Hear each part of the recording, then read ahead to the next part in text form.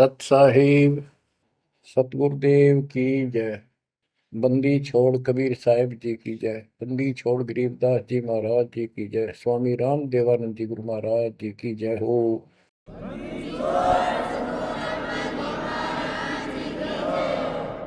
सर्व संतों की जय, सर्व भक्तों की जय, धर्मी पुरुषों की जय। श्री काशी धाम की जय, श्री सुडानी धाम की जय, श्री क्रोथा धाम की जय, श्री बरवाड़ा धाम की जय। सत साहिब कबीर दंडवतम गोविंद गुरु बंधु जन सोई। पहले मैं प्रणाम तिन नमो जुआगे ओए। कबीर गुरु को की जय, दंडवतम कोटि कोटि प्रणाम। कीट न जाने रंग को यो गुरु कर है आप समान। बच्चों, मानुष जन्म परमात्मा की कृपा से आपको प्राप्त है। मनुष्य जीवन के अंदर मूल उद्देश्य केवल भक्ति करना और मोक्ष कराना होता है। इसके लिए सर्वप्रथम गुरु की आवश्यकता होती है। सर्वप्रथम गुरु की, गुरु पूर्ण हो, तत्व ज्ञान प्राप्त हो और संपूर्ण भक्ति मोक्ष मार्ग यानी सभी मंत्र सत्य हों। फिर भक्त मर्यादित रहे, समर्पित रहे, आसानी से मुक्ति प्राप्त कर सकता है। अब जैसे धर्मदास जी का प्रसंग चल रहा है, तो आप देख रहे हो कितनी अच्छी आत्मा, परमात्मा के चाहने वाली, कति कुर्बान। और जैसा उस अज्ञानी गुरु ने मार्गदर्शन किया, कति अटूट श्रद्धा। सेवक तो ऐसा ही हो, पर गुरु ऐसा ना हो जो जीव को कर्म कांड में उलझावे।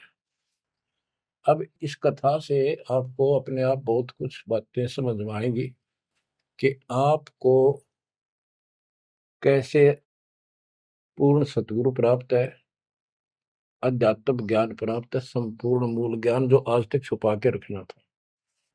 और अब भी आप नहीं समझ सके उस परम पिता की महिमा को और इस गंदे लोक के यथार्थता को, तो फिर परमात्मा आपको कौन सी भाषा का प्रयोग करे जिसे तुम समझ सकते हो।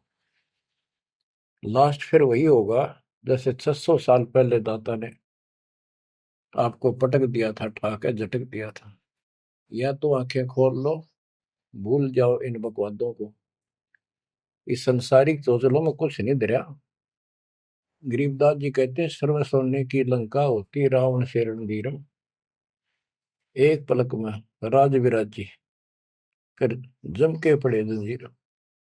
इतने ठाठ बाट थे, सिद्धियां थी, आकाश में चला जाता था, पुष्पक विमान ऊपर से छीन के लाया था कुबेर से। खूब उद्मस्ता रखा था। और भगत किसका था? शिव जी का। तीन देव की जो करते भक्ति ही उनकी कदे न होवे मुक्ति। और कितनी बकवाद भर जाए इनमें, जिसके कारण प्रसिद्धियां भी होगी साधु संत ऋषियों की। अंत में इनके पास कख नहीं बचा। ये मूल ज्ञान है, ये सार ज्ञान है। इसको समझो अच्छी तरह, पढ़े लिखे हो, शिक्षित हो, एजुकेटेड हो। परमात्मा ने मनुष्य जीवन इसलिए दिया कि तुम कुछ बुद्धि भी एक्स्ट्रा रखते हो अन्य प्राणियों से। इसका सदुपयोग करो। बकवाद बहुत कर ली, बाहर जाना पड़ेगा। अब बच्चों, प्रसंग धर्मदास जी का चल रहा है।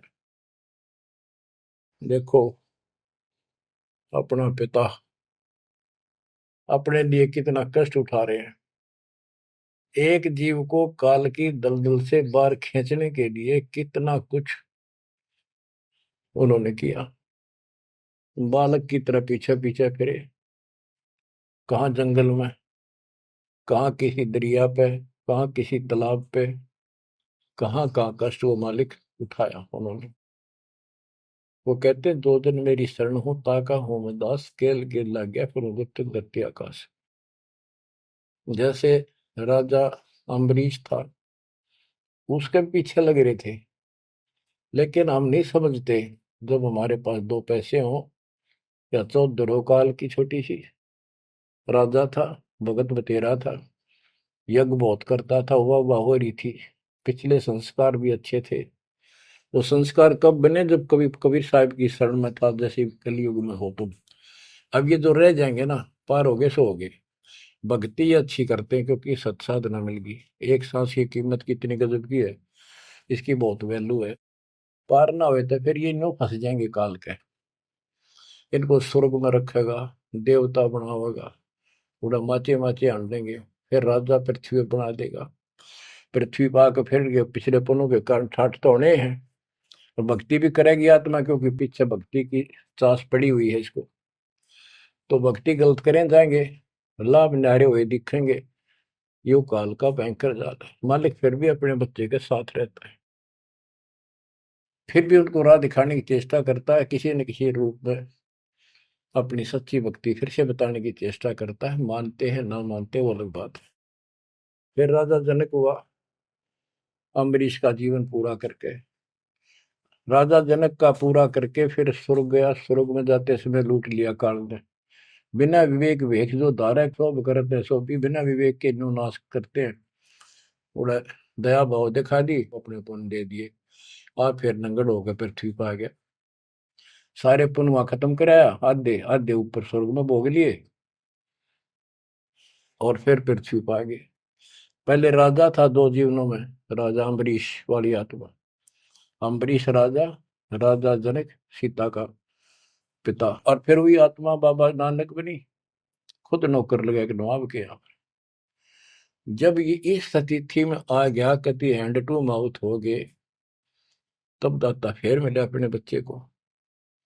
फिर राह दिखाने की चेष्टा की, खूब वाद विवाद किया। ने बोला आंखा देखो तो मानो, आंखा भी दिखाया, जब जाकर माना। बच्चों ऐसे आज आपके साथ खड़े कर दाता देख कहां से के होने लग रहा है, यह भी तरह समझ में नहीं आ रही, ये भी तुम नहीं समझ पा रहे। What is this? इसका नाम है कबीर भगवान। इसको कहते हैं सक्षम समर्थ परमात्मा। बच्चों यहाँ देखो, मालिक ने कैसे अपने बच्चों तक संदेश पहुंचाने लग रहे। काल ने जुल्म करने में कसर नहीं छोड़ी, पर यूं भी तो उसका बाप है। और देखो अपने बच्चों को कैसे अमृत छकाने लग रहे हैं। इन क्रियाओं को देखकर ये विश्वास कर लेना चाहिए कि आप समर्थ की शरण में आ चुके हो। द्वार धनी के पड़ा रहे, धक्के धनी के खावे, 100 काल झकझोरी कर द्वार छोड़ जाओ। इब तुम इतना जरूर कर दियो, और कुछ ना बने तो इतना रहियो, मालिक की शरण से दूर मत होना। चाहे दुखी दिखो, चाहे सुखी दिखो, इब के आप सत्य में अगला कदम है बस, नथिंग एल्स। दूसरी बात नहीं है। पर होगा उनका जो मर्यादित रहेंगे, समर्पित रहेंगे, तन मन धन सब तेरा, ये कहने से नहीं, करना होगा।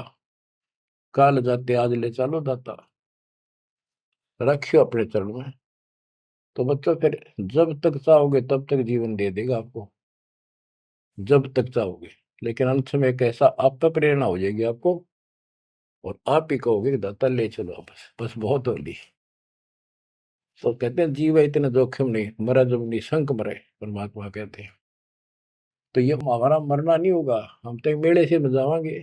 शरीर छोड़ना कहाँ चढ़ी, पक्षी उड़ा आकाश को चलते कर गया बीट, ये तो वो है। बच्चों प्रसंग धर्मदास जी का चल रहा है। परमात्मा ने धर्मदास जी को पूरी सृष्टि रचना फिर सुनाई, क्योंकि शुरुआत में उसने इसलिए सुनी थी, अपना तर्क मन में अलग रखा था। साथ में आमनी देवी ने भी सुनी, दोनों को विश्वास हुआ। परमात्मा से कहा कि जोड़ पानी में पूछो स्वामी, पानी माने हाथ, जोड़ पानी में पूछो स्वामी, को कृपा कर अंतर्यामी, ओ साहब नाम का आही, परतै नाम कहो मोहि पाई, गुरु और सतगुरु तुमको कहूं, हे प्रभु कौन देश तुम रहो। परमात्मा बोले, हो धर्मनी जो पूछो मोही, सुनो सुरती धर कहो मतोई, जिंदा नाम है सुन मेरा, जिंदा बेस खोज के ही तोरा, हम सतगुरु के सेवक आही, सतगुर संग हम सदा रहाई, सतपुरुष व सतगुर आही, सतलोक में वह सदा रहाई। सकल जीव के रक्षक सोई, सतगुर भक्ति काज जीव होई। सतगुर की भक्ति से जीव के सब काम ठीक होंगे। सतगुर सत्य कबीर सो आही, गुप्त प्रगट कोई चीज नहीं। सतगुर आज जगत तन धारी, दासा तन दर शब्द पुकारी। काशी रह परख हम पावा, सत नाम उन्मोहि दरडावा। परमात्मा अपने को छुपा के कहते सब परमात्मा तो सतलोक में रहता है और वहां से चलकर आया हुआ है। अब वो सतगुरु सत कबीर काशी में है। वो प्रगट है, गुप्त है। प्रगट का अर्थ है कि सामने बैठा है, गुप्त ऐसे है कि उसको कोई पहचान नहीं पा रहा।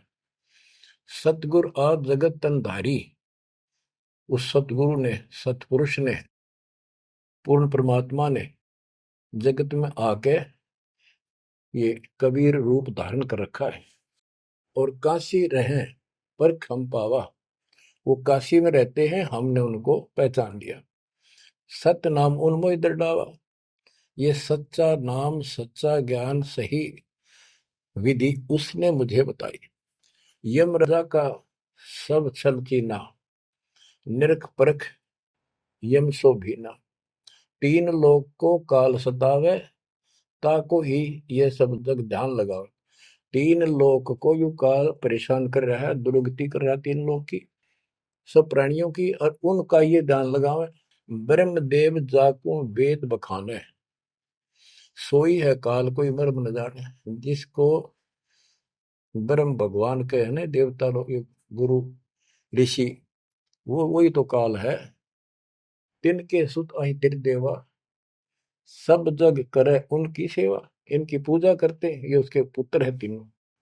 तिरगुण जाल ये जग फंदाना, जाने ने अवसल पुरुष पुराना। जाकी ई जग भक्ति कराई, अंत काल जीव को सोए दरखाई। जिसकी ये भक्ति करते हैं, काल की, ब्रह्म की, या इनके तीनों पुत्रों की, अंत समय वो इनको खावे। सब जीव सतपुरुष के आही, ये सारे प्राणी उस सतपुरुष कबीर साहब के हैं। यम दे धोखा फांसाता ही, प्रथम भय असुर यमराई। बहुत कष्ट जीवों के लाई, दूसरी काल कला पुन धारा। धर अवतार असुर से हारा, जीवन बहुविध कीन पुकारा। रक्षा कारण बहु करे पुकारा। जीव जाना ये धनी हमारा, दे विश्वास पुनः धर अवतारा। अब क्या ये बताना क्या चाहते हैं परमात्मा? हिरण्यकशिपु, उसको काल ने पैदा किया, उसने उद्मस्तारे भगत को सताया, हाहाकार मच गई सारी जनता में। तो परमात्मा ने आकर उस राक्षस को मारा, और विष्णु को रूप दिखाना पड़ा, क्योंकि कबीर साहब को जानते नहीं थे। बच्चों, भगत का रक्षक केवल कबीर साहब है। प्रहलाद भगत था, प्रहलाद विष्णु जी का उपासक था। इस भक्ति को यहाँ तक लाने के लिए दाता ने आगा पीछा कुछ नहीं देखा, ना अपनी महिमा की आवश्यकता समझी। यदि वो महिमा चाहे तो काशी में 120 वर्ष रहे एक निर्धन जुलाहे की लीला में, वो 1 मिनट में कुछ भी कर सकते थे, दुनिया पीछे हो लेती। पर ये इस मार्ग में चला नहीं। तो क्या बताते हैं कि विष्णु रूप धारण कर लिया, विष्णु भी खुश हो गया, लोग क्यों विष्णु जी ने रक्षा कर दी, विष्णु जी ने रक्षा कर दी। अब ये काल का जाल नो ऐसे अड़ा रहा। अब कबीर साहब ने इसको उसी तरीके से समझाने की चेष्टा की है, अपना रोल निकाल दिया बीच में। कबीर साहब समझाना चाहते हैं कि एक तरफ तो काल ने राक्षस बनाए, फिर तुम कहते हो विष्णु ने नरसिंह रूप धार करके और हिरण्यकशिपु को मारा, इसलिए विष्णु की महिमा बन गई। अब लोग विष्णु के चिपक गए, इसको भगवान मान कर पूजन लाएंगे। हीरो हो गया यो, जैसे पिक्चरों में देखो, हीरो 2-4 रन गढ़ दे, बस वाह वाह वाह के जो है ना, इन करिश्मों को देखकर, चमत्कारों को देखकर इनके चिपक गए। ये सब काल का जाल है, परमात्मा ने इससे कोई लेना देना नहीं। परमात्मा चाहते थे इन भक्तों की आस्था बनी रहे, काल चाहता है ये नास्तिक हो जाए प्रमाण के लिए। परमात्मा से जब वार्ता हुई, इसने विवाद किया, तकरार करी, प्रथम बार आई। आखिर में लास्ट में जब सारी मन्नत मंगवा के वचन भरवा के ने बोला कि सबको उल्टा मार्ग लाऊंगा, गलत साधना पर दृढ़ कर दूंगा, देवता, तीर्थ, व्रत, मंदिर, इनकी पूजा होगा और किसी को कोई यहाँ से निकलने नहीं दूं, कि ये साधना करेंगे आध्यात्मिक लाभ होए को नहीं, आप नास्तिक हो जाएंगे। आप देख लो वर्तमान में गांव के गांव बहुत अच्छी आत्मा के लोग हैं, स्त्री पुरुष, लेकिन भगवान से दूर हो चुके, इसलिए हो चुके हैं कि इनकी साधना करते करते रुकती रही है, वो साधना ठीक नहीं है। तो यहाँ परमात्मा धर्मदास को वो आंखें खोल रहा है कि जिनको तुम भगवान मान रहे हो ये ऐसे काल जल कर रहा है। एक तरफ तो ये कंस, केसी, चाणोर और पूतना जैसे, जरासिंह जैसे बना दिए, उधर से कृष्ण बना के भेज दिए न मारने खातिर, इनको मारने के लिए कृष्ण ने वो मार दिए। कृष्ण चौधरी पाक गया, भगवान बन गया। अंत में कृष्ण भी मरा और नरक में जागा, जिसे कर्म करे या भोगने पड़ेंगे। अब बच्चों ये सारा खेल यो है, पीएचडी लास्ट पॉइंट है। जैसे एक राजा सेना को आदेश देता है दुश्मन से युद्ध करो, तो सैनिक का कर्तव्य बन जाता मरूं या मिटूं, और जाके खड़ा हो जाता है लेकर बंदूक मोर्चे पे। तो सैनिक सच्ची आत्मा से होते हैं और वो दुश्मन के छक्के छुड़ाने के लिए अपना जीवन न्यौछावर कर देते हैं, आमने सामने मोर्चा संभाल लेते हैं। अब वहां पर कुछ इधर से मारे जाते हैं, कुछ उधर से मारे जाते हैं। जैसे अपने भक्त बच्चों को सेना में जाना पड़ता है, लड़ाई भी करनी पड़ेगी, युद्ध के मैदान में उतरना ही पड़ेगा और आमने सामने मोर्चा डांटना पड़ेगा। ये तो करना पड़ा, लेकिन वहां रक्षा कौन करेगा? वहां उन बच्चों की रक्षा कबीर साहब करेंगे। इसी प्रकार काल ने रामकृष्ण को भेज दिया इनको मारने के लिए। रामकृष्ण को कोई मौत नहीं था इनको मारने का, इनके साथ खुद मालिक रहे। रामकृष्ण सतगुरु सहजादे भक्ति हेतु यूं हुए प्यादे। रामकृष्ण भी उस परमात्मा के बच्चे हैं, उस महाराजा सारी सृष्टि के सम्राट कबीर जी के राजकुमार हैं, सहजादे हैं। ये तुमसे ज्यादा निकट प्यारे हैं उसको, क्योंकि इनके में बहुत गजब की भक्ति की थी, पर पैर फिसल गया इनका, अब काल का फंस गए। कोटिक अवगुण बालक कर ही पिता एक चित नहीं धरी। बाप के अंदर एक ऐसा परमात्मा ने पर रखा है प्रेरणा, स्वभाव, बालक से करोड़ों बकवाद कर ले पर पिता एक भी उसकी गलती को ज्यादा सीरियसली नहीं लेता। तो इसी स्थिति पर परमात्मा इस नियम से उन निकम्मों के साथ भी आज है, लेकिन बहुत प्यारे उनको हैं, क्योंकि कभी वो बहुत गजब के भगत थे और कॉलोनी को सिलेक्ट करे उनके कर्म फुड़वाने के लिए उनको उच्च पद देता है। ये प्रधानमंत्री, मुख्यमंत्री, ये बहुत अच्छी आत्मा थी, पिछले भगत थे, तपस्वी थे भगवान के बच्चे, उसके लिए कर रहे थे। अब वो बैठा दिए पदों पर, अब कर्म फोड़ेंगे, फोड़ लेंगे, तो मानने को नहीं। फिर जब हंटू माँ उठा जाएंगे बाबा नानक की तरह, फिर पकड़ लेगा, फिर लेगा। काम तो बढ़ गया, समस्या तो वहीं के वहीं खड़ी रहेगी। तो बात निमड़ी क्या है बच्चों, इसको कहते हैं सार ज्ञान। ये है वो मूल ज्ञान। धर्मदास मेरी लाख दुहाई, मूल ज्ञान कहीं बाहर न जाए। मूल ज्ञान तब तक छपाई जब लग द्वादश पंथ ना मिट जाए। अब यो ऐसा ज्ञान आज तक किसी ने निर्णायक नहीं सुनाया। तो ईब कोई बकवाद करेगा तो उनको सबको पता होगा ये संत रामपाल जी से सुनकर अटपट मारन लग रहा है। हमारे छोटे छोटे बच्चे भी उसको 2 मिनट में फिटे मुंह कर देंगे। तो ये पंथ खत्म हो गए। बड़ा पेड़ होता है ना, पड़ भी जा, उसकी एक आधी जड़ की तरह जाए धरती में लगी, वो थोड़ा बहुत हरा कई दिन रह जाया करे, पर अंत में उसकी लकड़ी सूखेगी। तो आज इनकी स्थिति शुरुआत हो चुकी है, ये सारे ढह चुके हैं। मालिक के तूफान इस ज्ञान के सामने इनका कोई औकात बची नहीं है। अब तुम ध्यान दो जिसके ऊपर ये मालिक गजब की रजा कर रहा है। इसको हल्के में ना लो, तुम ज्यादा सीरियस बनो, समर्पित रहो। औरों से न्यारा सुख धरती पे देगा आपको, लेकिन इस सुख में माचना नहीं, परमात्मा को भूल ना जाना। मालिक की तरफ ज्यादा आवे, सुविधा दे दी, गाड़ी दे दी, सेवा में आवे, सेवा में लावे, बकवाद हम कहीं नहीं जावे, तो राम राजी रहेगा, कबीर साहब आपका खुश रहेगा। तो परमात्मा ये बताना चाहते हैं, जीव जाने ये धनी हमारा, जैसे विष्णु कृष्ण राम हो, ये भगवान थे न, देख किसी तो कंस मार दिया, केसी मार दिया, रावण मार दिया, हमने के पल्ले पड़ा उसको मारते, हमने तो ये यूरा पाया, ये कुछ बात बनेगी।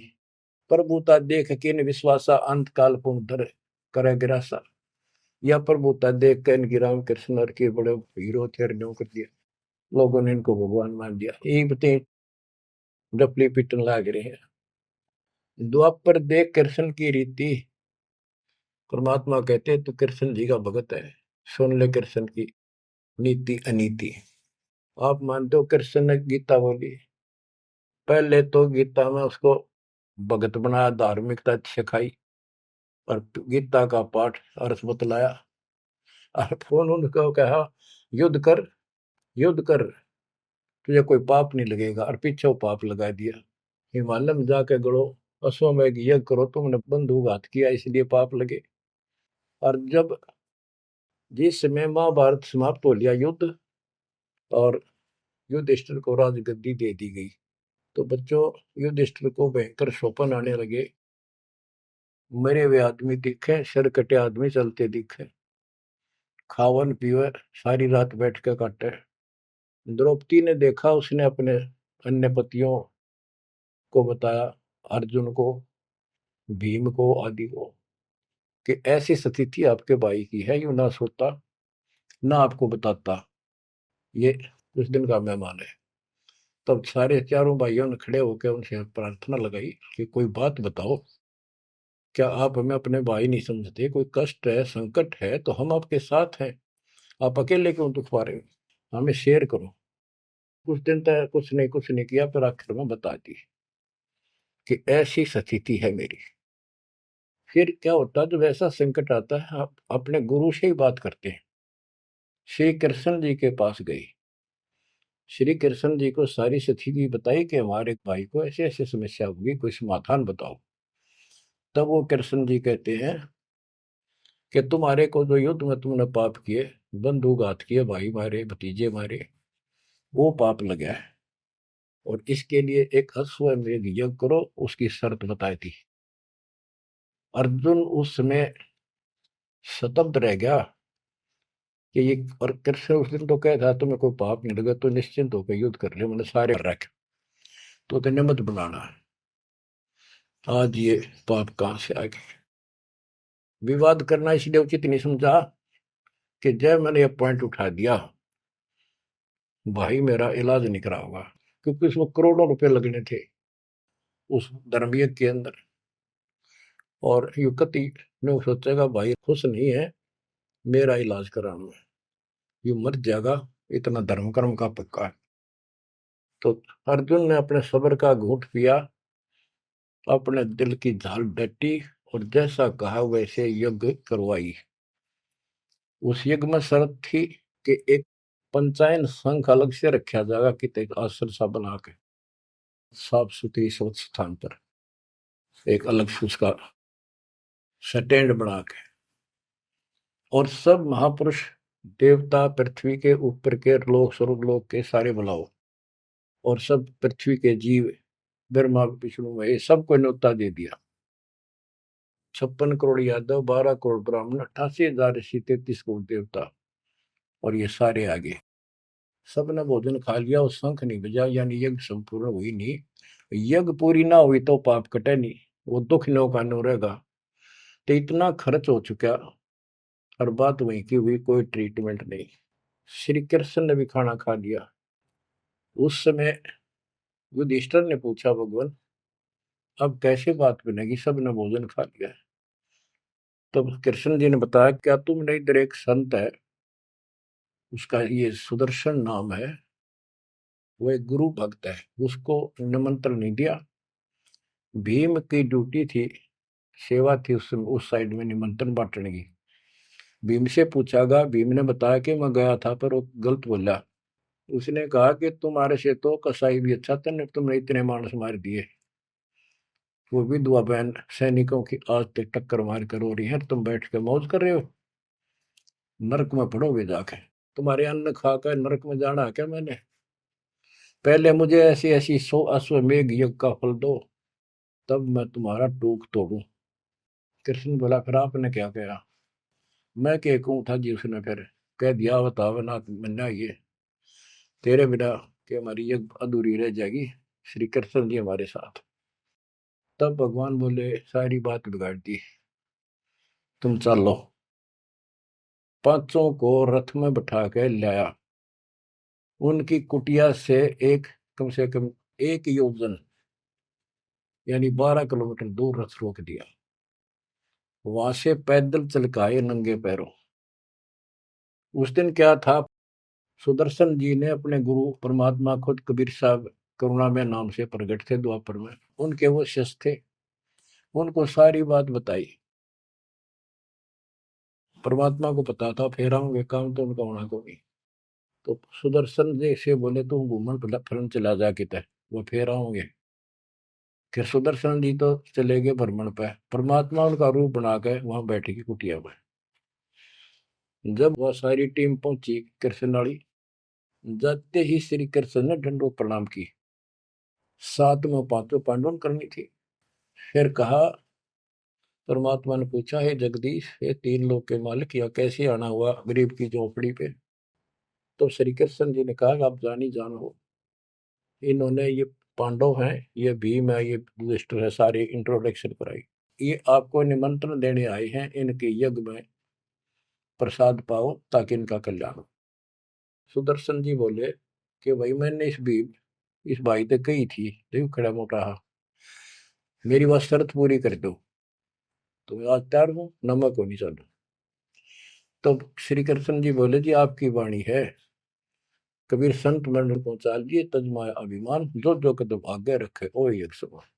ये दाता, हम वहां से चल कर कहाँ से चले थे, आप तो सारे कदम जानते हो, और 12 किलोमीटर तय, 1 योजन तक हम कभी पैदल आए हैं, यहाँ से वहां तक हमारे जितने कदम एक यज्ञ बनाए बताए आप। हे दाता, 100 आप लेखा ला दो, बाकी हमारी जोड़ी में डाल। साधु भूखा भाव का धन का भूखा ना, ने बोला भाई चलते हैं। जब पहले भीम आया डींग मारा था, जब सुदर्शन जी ने ये कहा कि तुमने इतने आदमी मार दिए, ऐसा जुल्म कर दिया, भीम बोला, युद्ध ऐसे नहीं जीता जाता, एक का गदा मारूं था 6 मरे थे।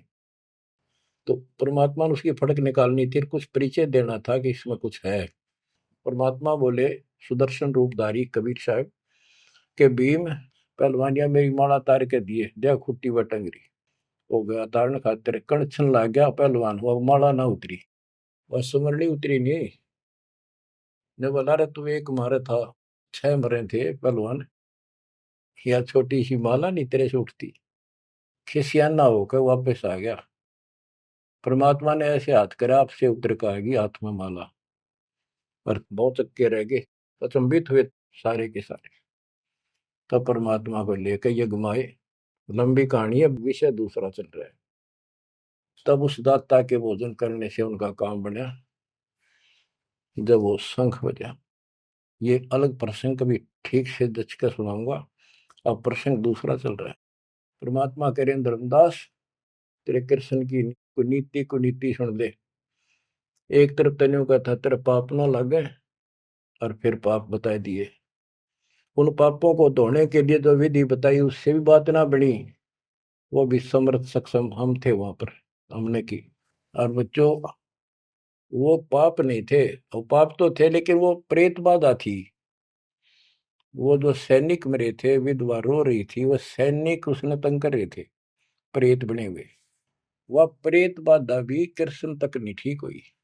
बच्चों, गरीबदास जी कहते, तुम कौन राम का जपते जपन, ताते कटे ना ये तीनों ताप। ये 3 ताप के तहत दुख था उनको।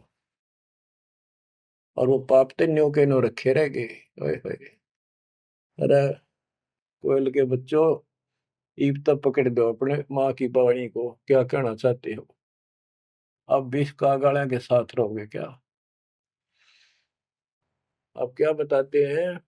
गीता पाठ का अर्थ बतलावा, पुण्य पाछे बहु पाप लगावा, बंधु घात दोष लगावा, पंडों के बहुकाल सतावा। पांडवों को काल ने खूब परेशान किया और अंत में क्या हुआ? जब दुर्वासा जी ने श्राप दे दिया कि जैसे कृष्ण जी के पुत्र प्रद्युम्न और दो चार पांच और बच्चे मिलकर दुर्वासा जी द्वारका की बनी में बैठे थे, तपस्या कर रहे थे, कुछ दिन के लिए कहीं कहीं रुक जाते थे। वो पता चला कि बड़ा पहुंचा हुआ संत सिद्ध आ रहा है। द्वारका के बच्चे श्री कृष्ण को समर्थ मान चुके थे। किसी ने कंस मार दिया, केसी राक्षस मार दिया, चाणूर मार दिया, वैसे काल्यवन मार दिया।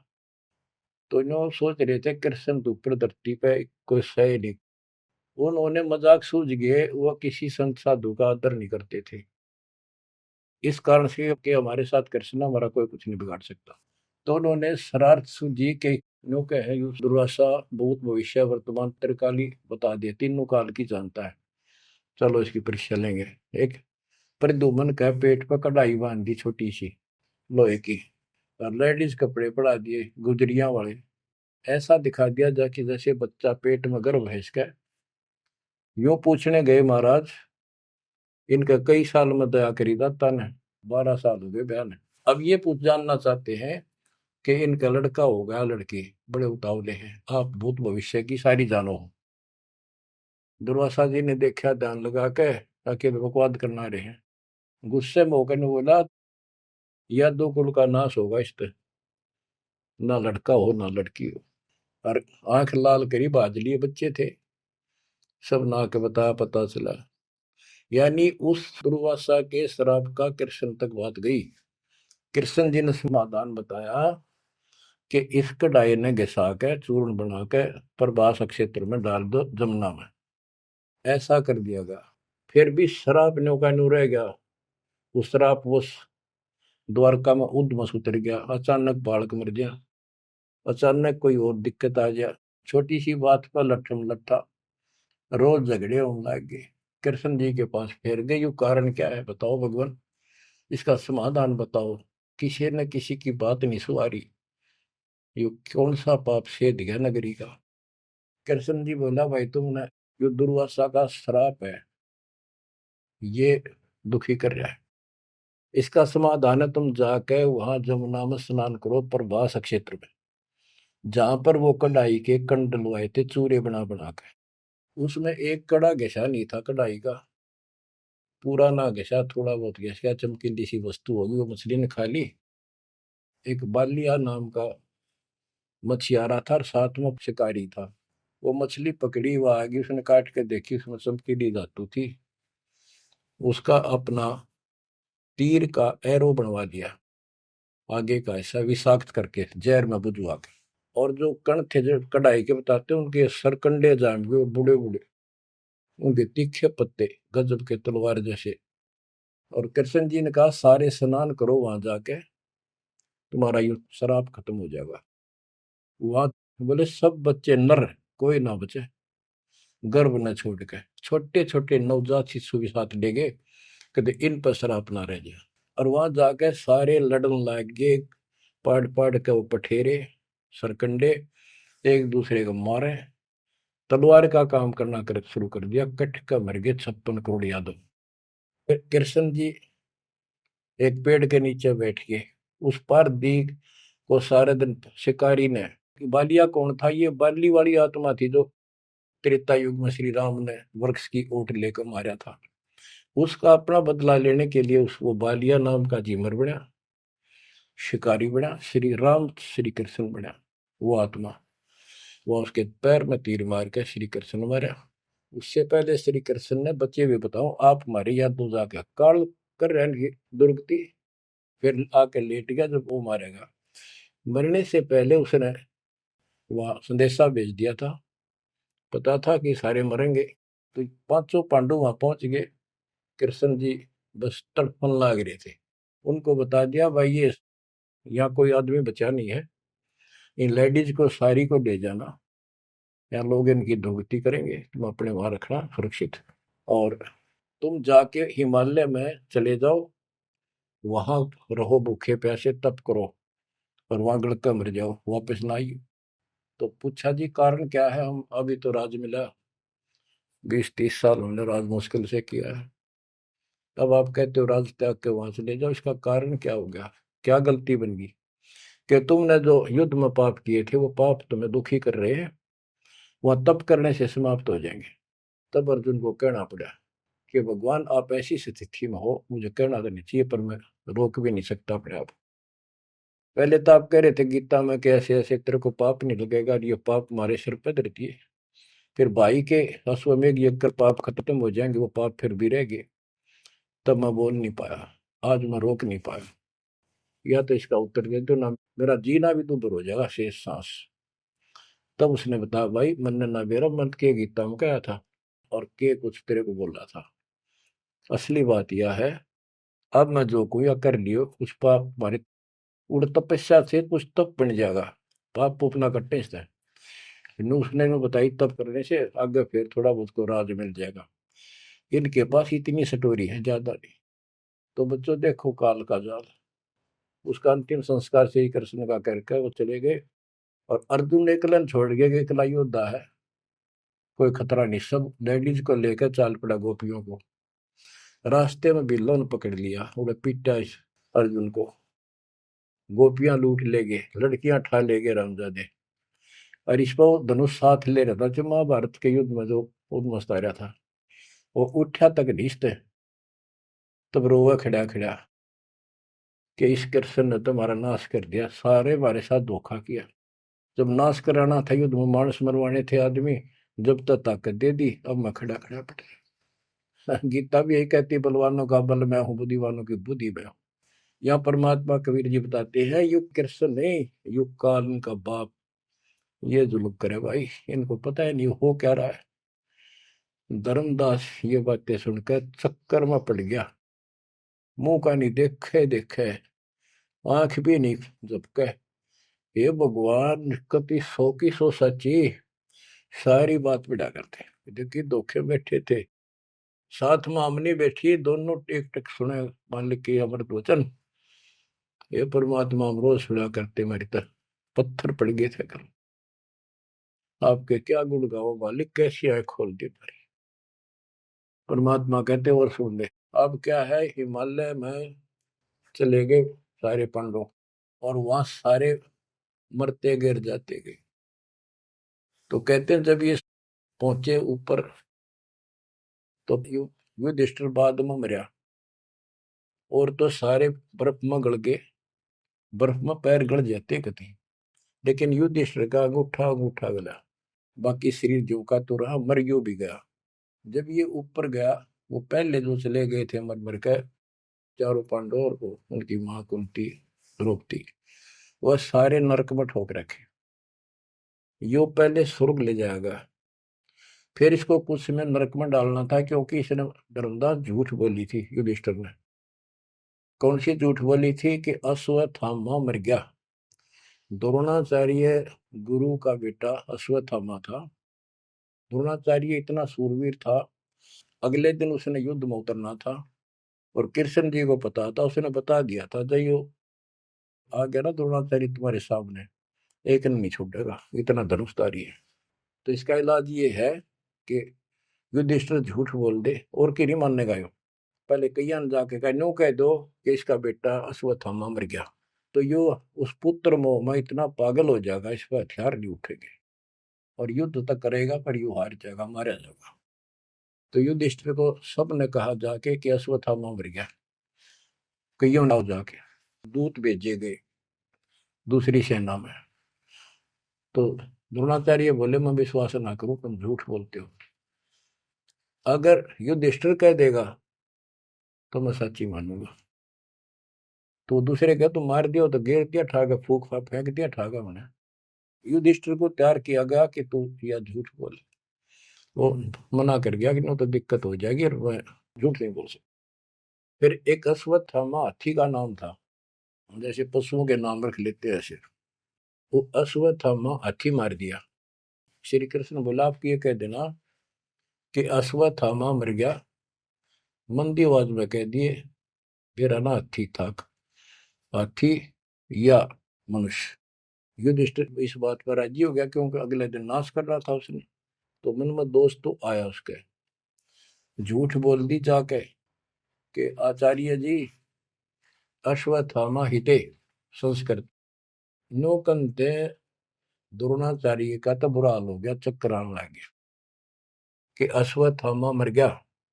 फिर मंदी आवाज में कह दिया नर व कुंजर, नर था या कुंजर हाथी, पता नहीं नर था या कुंजर। अब वो नर कुंजर कड़े सुना था तो पागल होकर गिर गया। तो उसके कारण उसको नरक में भेजना था कुछ समय के लिए। तो युधिष्ठिर ने पूछा कि मेरे भाई कहाँ गए, स्वर्ग में। तो उनको बताया कि उन्होंने पाप करे थे महाभारत में, और भी जितने पाप कर रखे थे वो सारे के कारण नरक में पड़े। धर्म युधिष्ठिर बोला कि मुझे उनके दर्शन कराओ, मैं देखना चाहता हूँ। देखा सारे हाहाकार मचाने लग रहे। तो बोला मुझे भी मेरे भाई बहनों के परिवार के साथ भेज दो। तो वो चाहे थे एक बेचने इसका मार डाल लिया जा।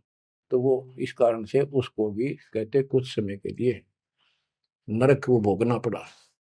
अब ये परमात्मा कहते हैं बंधु घात दोष लगावा, पांडवों के बहुकाल सतावा, भेद हिमालय ते ही गलाए, छल अनेक की नहीं यमराए। बच्चों, और फिर उनको पांडवों को ले नरक में डाला। आहा। बच्चों, स्वर्ग के धोखे नरक ही जाही, जीव अचेत यम छल चिन्ह नहीं। ये बोले जीव इस काल के इस छल को, इस जाल को, षड्यंत्र को नहीं समझ पा रहे। पांडव सबको कृष्ण को प्यारे, सोले नरक में डारे, वो भी सारे नरक में डाल दिए। मानुष जन्म बड़ेपन होई, सो मानुष तन जात बिगोई, नाम बिना नहीं छूटे कादू, बार बार ये नरक ही घातू। नरक निवारण नाम जो आही, स्वर्ण मुनिजन जानत कोई नाही। जो नरक से छुटकारा देने वाला असली नाम है, इतने देवता नहीं जानते, ना ऋषि जानते, ना ब्रह्मा विष्णु मही जानते। ताते यम फिर भटकावे, नाना योनिन में काल सतावे, बिरले सार शब्द पहचाने, सतगुर मिले तो सतनाम समाने। इतना कुछ सुनकर धर्मदास कहता हे साहब मैं तो पग सिर धरूं, तुम ते कुछ दुविधा नहीं कर। अब मोई चीन पड़ी यम बाजी, तुम ते भयो मोह मन राजी। अब आपके ऊपर मेरी कति आत्मा डट गई, मेरा मन कति खुश आपके। मेरे हृदय प्रीति अस आई, तुम ते हो गई जीव मुक्ताई। अब मुझे विश्वास हो गया कि मेरा कल्याण आपसे होगा। मुझे लगता है तुम ही सत कबीर हो स्वामी, कृपा करो तुम अंतर्यामी। हे प्रभु देव परवाना मोही, यम तरण तोर भजो मैं तो ही। मोरे नहीं और सो कामा, निस्तिन सुमरो सदगुरु नामा। पीतल पत्थर देव द्यो बहाई, इन फेंक दो उठाकर, सतगुरु भक्ति करो चितलाई। हे बंदी छोड़। हो। परमात्मा बोले सुनो धर्मनी, अब तो ही भुगताऊं, निश्चय यूं से तो ही बचाऊं। देव परवाना हंस बारो, जन्म मरण दुख भाव उतारो। ले परवाना जो करे प्रतीति, जिंदा कह चले यम जीती। अब वही आज्ञा देव धर्मदासा, मैं गमन करूं सतगुरु के पास है। अब मुझे आज्ञा दे, मैं अपने गुरु जी के पास जा रहा हूँ। सतगुरु संग आयब तो पाई, फिर मैं अपने गुरु जी ने लेकर आऊंगा तेरे पास। तब परमाना तो ही मिलाई, उनसे तुम्हें नाम दिलाऊंगा मैं। क्योंकि अभी धर्मदास को पूरा पक्का करना था। धर्मदास बोले हे प्रभु अब तो जान ना दो, नहीं आए तो मैं बहुत पछते हूँ। पछताई पछताई बहुत दुख पाऊं, नहीं आओ तो प्राण गवाऊं। हाथ से रतन खोई कोई डारे, सो मूर्ख निज काम बिगाड़े। ये मैं कैसे छोड़ू, अपने हाथ से रतन कैसे खो दूं। जब नहीं आए तो ना मैं खाऊं ना कुछ पीऊं, मैं मरूंगा। अब जब फिर नहीं आई तो परमात्मा ने कहा कि चल पड़े, क्योंकि अभी ताव और बाकी देना था। धर्मदास सामने कति गली में खड़े हो गए, जब तक दिखते रहे आंखों में आंसू भरे रहे, एक टक देखते रहे। बच्चों, परमात्मा आपको मोक्ष दे, सदा सुखी रखे, शेष फिर दृढ़ हो जाओ, तड़फ जाओ उस घर जाने के लिए।